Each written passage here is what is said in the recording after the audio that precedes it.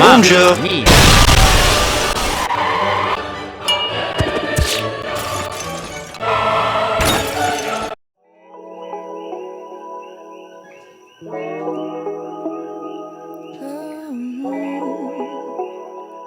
Welcome to Art, Wine, and Anarchy. We are here again at the home and studio of Amrita McKinsey and Nate Allen.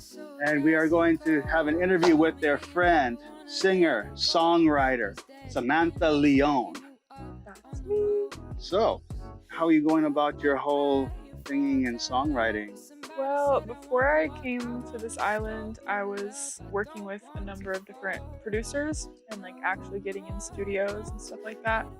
But when I got here, I didn't know anybody, so I just had this iPad. All I brought with me to the island was like a suitcase full of just enough clothes, you know? Mm-hmm. And then a backpack with like my iPad and then this little interface thing. I think it's called a Focusrite. Yeah, it's called a Focusrite. It plugs into the iPad and then you can plug in like microphones and you can plug in a guitar and pedals and whatever you want to use.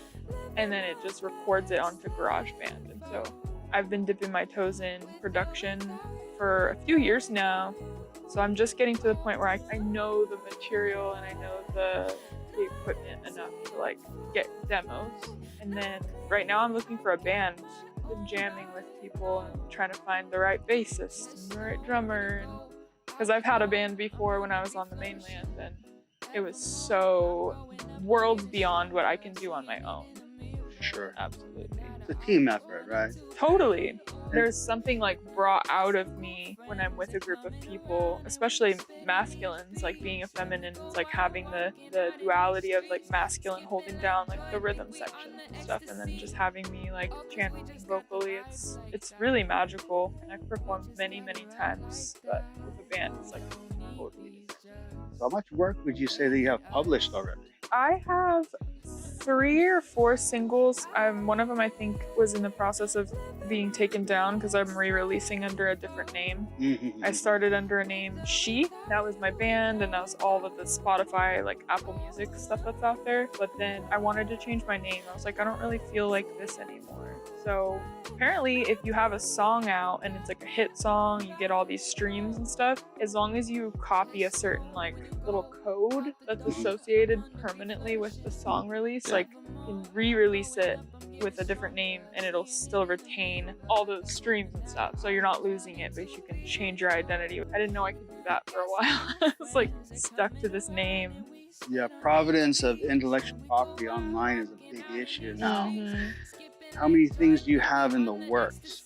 It's kind of like Amrita with her paintings, you know? It's like they're all still kind of in the works, even things I've released. I would say upwards of like 10, 12, 15 songs that are just like different stages of readiness, or they are ready and I just need to organize releases. Like the body of work that I'm putting out, they're also different. They all have like one a music video, so when I release it I'm gonna be like posting teasers before, you know, the leading up weeks or whatever. And then some of them I'm like, I don't want to do a video, but I'm not gonna release it at the same time I'm releasing the other one, so I kind of have to like plan out, this one's gonna come out, then this one, then that one. So basically you got enough to make an album, potentially. Yeah, I've always daydreamed about putting a project like that together because 12 to 15 songs throughout the last 5 years of my life, so many different spaces that I was in, frames of mind, the things I was going through, who I was in love with or brokenhearted about or whatever. It's like I can trace back every single moment in time where like, that's that song. And sometimes you don't really care about one and you let it just drift away, because I've written thousands probably. Yeah, like I've looked at my voice memos on my laptop because I upload all the memos I make like over the course of a few months or years. And after I put them all on there, I was like, oh my gosh, these are like over 1,000 little ideas and little ditties I've done that never went anywhere. But the fun part is when you pull something up and you're like, yeah, let me just redo that. Instead of like a demo recorded on my phone, now it's like I'm in a studio and I'm actually recording like high quality vocals to it. It's super funny. Well, it's a really good start at your age when you consider Picasso produced a couple 100,000 works of art within his lifetime. And only a few, only a handful are really famous, right? Yeah. Yeah. So that's how it goes. You produce a huge amount, and out of Totally. that, pick the winners. There's certain ones that are definitely, they have such a strong energy to them that like I'll go out and go to the lawn or I'll go wherever and people will come up to me and they'll be like singing a line from my song to me and I'm like, that's like stuck in your head, like you're learning it and listening to it. And then other ones, when we made the music video, some was just super cute and fun, but others were like, this is a movement, like this has energy to it where other people want to get involved. We're like getting the little skater kids to do some tray flips in the road and Yeah, just getting the community, and that has made it more fun than it's ever been for me. It's like having a friend group around me, like, hey, let's be at the beach, like let's be smoking a joint. He's in the background rolling one and I'm just like singing the words to my song. My friend has it playing on his big boombox so that I'm like lip syncing at the right time. But later when it's in production, like post-production, it's like lines up everything. And then he always tells me, he's like, Ken, it's just you and me. No one else is here. And I'm on the beach and I'm just like wearing gloves and dancing, and it's so funny. That's an interesting thing, though. You look around you now, and what was strange before or awkward, you see these vloggers running around all over the place with their camera and their expensive microphone and all this stuff. So it's becoming a more commonplace thing. Yeah. I used to be terrified to do anything in public, and now I'm like, I actually had someone come up to me at Candyland. I don't know if they talked about Candyland, but I went out there and the lady at the gate was like, I heard you singing. You're fucking amazing. And then she's like, I saw you at the beach too, dancing, like recording your music video. And she's like, you're awesome. Don't let anybody get you down. Like, you're doing your thing. It was really cool. And I was like, I feel very accepted and supported by everyone. And it's such a new feeling for me. My whole life, people bullied me, treated me like I wasn't worth anything. Home life was toxic. Teachers were toxic to me. Like, and now it's just like everyone around me is just like, you're doing your thing. You're lucky that you found an out from that, finding your hidden talent. Totally. A lot of young people end up much differently. I watch the news, all these shootings, and that's what it is. It's a person who had that exact same story, but they're Never saw the out. exactly they never found a way out. I've lost several friends. Like, there's friends that we were in a group that used to like party and hang out and do crazy stuff together. And several people, like, they just didn't make it. They never turned even 20 years old, 21 years old. And so I do what I do for them, and I do it for my grandma. She died at 55. She was in her 60s. My mom is just a few years from being as old as my grandma when she passed. And she's actually like in this, her ashes are in this little heart. So she's with me all the time, and I just feel like a lot of my friends who passed, my grandma, whatever ancestors, I don't know who they were, but there's people with me that are like, doesn't matter if everyone in your environment isn't supporting you right now and not treating you like you deserve, like, we're cheering you on and you are the shit. Like, you're doing your thing. And I think this is a lot of why I'm doing this. I like to hear this kind of thing. This is the kind of message we need for frustrated young people out there. And it's as simple as find a hobby. Find something to that do you enjoy. People, they like to mystify words like meditation.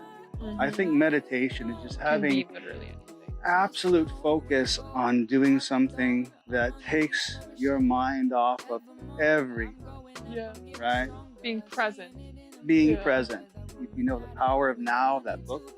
Is that Eckhart Tolle? It is, Eckhart Tolle. And that's basically what that whole book is about. This is a trip right now. I had a mystic lady tell me, she's like, your life's work is going to be about transforming humanity's perspective of death. And you're probably going to create a book very similar to The Power of Now by Eckhart Tolle. And so I've been kicking around in my mind, like, how do I transform that? And music is a huge gateway of transforming things, because I could be brokenhearted laying in my bed in my own tears and just go like, I want to die and I'm sad this guy doesn't love me or whatever, and I'll just write a song about it, and then a week later be like, I don't feel that way about it anymore. This song is so like, boo-hoo, poor me, but it helped in that moment to feel that way. And I think a lot of people reject the truth. They reject how they really feel. And that's like with death, with love and loss, like we reject how we feel. And the only way to really transform it is to feel it in its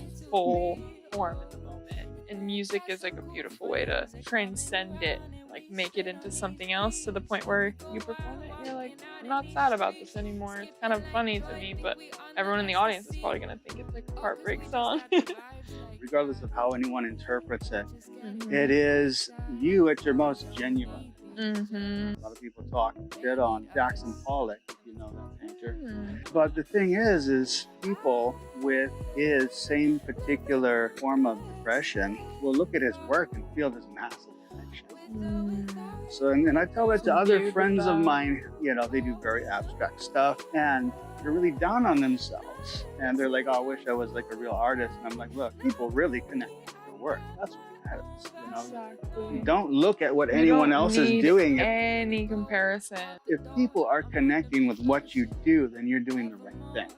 Exactly. You can't please everyone. That is the surest way to fail. And really, like for me, like I've started posting on TikTok or something, and I got up to like almost 10,000 followers or something. So I was getting a lot of comments and a lot of views. And when I would go live on there, it would get like 3,000 viewers at once. So at that point, it gets really overwhelming. Like it's actually really hard to even keep up with all of the comments and interact with people in a meaningful way. And I think our youth like has this desire to like go viral and have all these people just like raise you up on a chair and carry you through the streets. But like, it's actually much better when you only have a few people who are like that quality versus quantity. Like that's so real. I started this project knowing that I'd have a limited audience, like because it's for artists. Very people with an attention span that want to sit and listen to a long interview like this, and that's very few, but that's fine because I'm going for the quality, not the quantity. You know, one of my most successful videos, it's very good and it's very enlightening from a great artist, but the reason it has so many views, I guarantee you, it's because it has the word nude.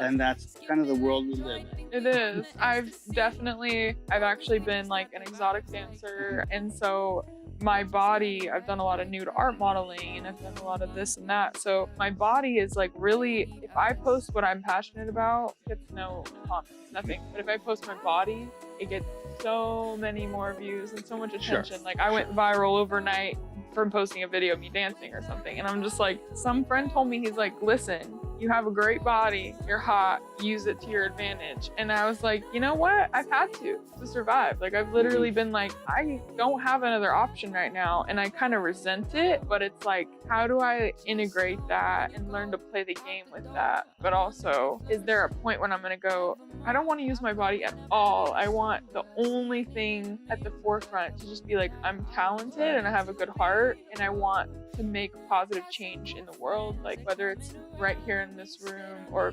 somewhere in China or wherever. Like I just want to make a positive change. So I'm glad you brought that up because it's my best performing video had the word nude in it. It's like, play the game, I guess. Put that in more titles. And Samantha Leaone strips down naked. She tells us her whole story.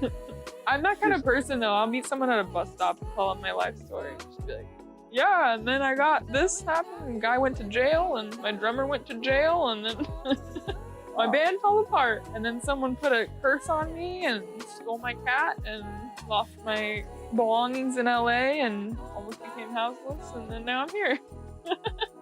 You've lived it up. Oh, anyway, you want to do a sample? Sure. All right, stay tuned for the next portion.